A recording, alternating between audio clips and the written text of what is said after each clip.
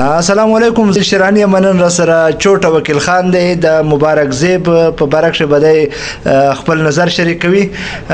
چوټه وکیل خان مبارک زیب چې دا کم ووټ واچو د کم نوي ترمیم په دغه کښې په دې حواله ته څه غواړي چې مبارک زیب ښه کار وکړ او که نه؟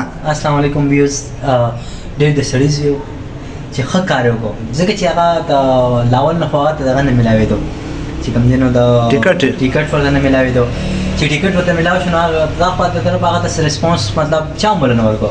غریب رور د دنیا مطلب شهیدي کو د دغه دپاره څه نوم یې د الیکشن ریحان زیب د دغه دپاره شهید کو د عمران خان دپاره عالي امین ننډاپور بړبړ کولو او څه یې ونه کړو. اوس وایي چې دله ما ټیکټ نه وکړو دا چلی نو اوس د سره خرڅه هم نه وه چې دی به د میټینګونو ته راتله د الیکشن بعد یې په هغه میټینګ کې هم نه که شامله په کابینه کې نه و شامله کړی. جی ستاسو خبره صحیح ده. غریب سړی و چې کوم دی نو کله به د یو نه پیسې هغسې کرایه تنها پورې به له دې ظالمانو ورکوله.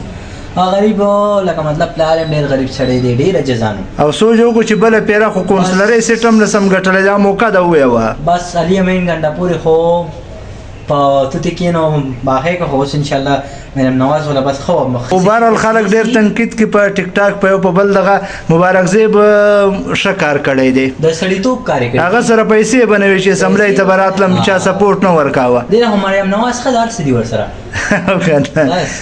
دا و چوټه وکیل خان ډېره مننه. السلام علیکم.